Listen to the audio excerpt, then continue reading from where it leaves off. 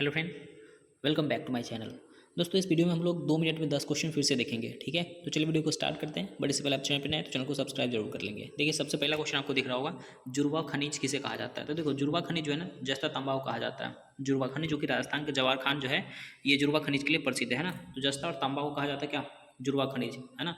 उसके बाद दूसरा क्वेश्चन देखते हैं। दूसरा क्वेश्चन आपको दिख रहा होगा, क्रायोलाइट। क्रायोलाइट किसका अयस्क है। तो क्रायोलाइट जो होता है ना, एल्यूमिनियम का अयस्क होता है। क्रायोलाइट किसका अयस्क होता है, एल्यूमिनियम का अयस्क होता है क्या, क्रायोलाइट। उसके बाद तीसरा क्वेश्चन आपको दिख रहा होगा, प्राकृतिक रूप से फल पकाने में किसका प्रयोग किया जाता है, किस हार्मोन का यूज किया जाता है। देखो प्राकृतिक रूप से जो फल पकाती है वो एथिलीन होता है, एथिलीन, है ना। लेकिन अगर कृत्रिम रूप से बात करेगा तो एसिटिलीन हो जाएगा, ठीक है।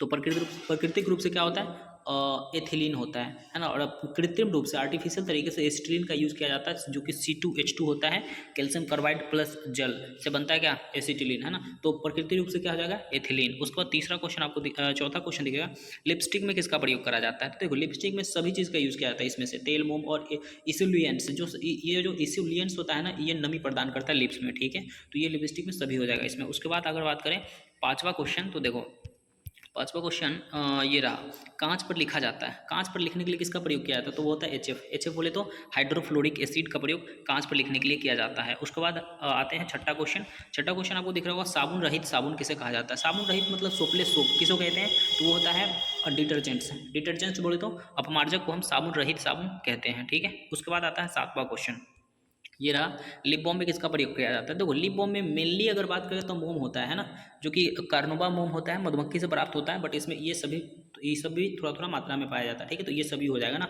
लेकिन लिप बाम में किसका प्रयोग किया जाता है, सभी हो जाएगा, लेकिन मेनली मोम होता है उसमें ज़्यादा, जो कि कार्नोबा मोम होता है, मधुमक्खी से प्राप्त होता है। उसके बाद काजल और सुरमा में क्या पाया जाता है। देखो काजल और सुरमा में भी ये सभी का यूज़ किया जाता है, लेकिन स्टीव नाइट मेनली यूज़ किया जाता है। स्टीव नाइट ज़्यादातर होता है, लेकिन यहाँ पे ये सभी हो जाएगा क्योंकि सभी चीज़ थोड़ा थोड़ा मात्रा में पाया जाता है। उसके बाद 9 नंबर क्वेश्चन आपका बात करें, गैस से ठोस में बदलना क्या कहलाता है। देखो गैस से डायरेक्ट ठोस में बदलना डिपोजिशन कहलाता है। क्या कहलाता है, डिपोजिशन कहलाता है, गैस से डायरेक्ट ठोस में बदलना, ठीक है। देखिए आपको एक आगे फिगर दिख रहा होगा, इससे आप चाहे देख सकते हैं कि सॉलिड से लिक्विड में जाना क्या कहलाता है, गलनांक या मेल्टिंग कहलाता है। फिर लिक्विड टू सॉलिड क्या कहलाता है, जमाव या फ्रीजिंग कहलाता है। फिर लिक्विड से गैस में जाना क्या कहलाता है, इवेपोरेशन कहलाता है, मतलब वाष्पन कहलाता है। फिर गैस टू लिक्विड जो कि कंडेंसेशन कहलाता है, संघनन कहलाता है। वही अगर बात करें सॉलिड से डायरेक्ट गैस बदलना ऊर्ध्वपातन कहलाता है या सब्लिमेशन कहलाता है। लेकिन अगर गैस से डायरेक्ट सॉलिड बदलना क्या कहलाता है, डिपोजिशन कहलाता है। तो यही क्वेश्चन पीछे था, ठीक है। चाहे तो आप इस फिगर को स्क्रीनशॉट करके पढ़ सकते हैं। उसके बाद अगला क्वेश्चन 10 नंबर, देखिए ये रहा, गैस से द्रव में बदलना क्या कहलाता है। ये चाहे तो आप पीछे वाला फिगर देखकर आंसर कमेंट कर सकते हैं, ठीक है। तो चलिए हम लोग मिलते हैं अगले वीडियो में, जब तक के लिए जय हिंद एंड टेक केयर।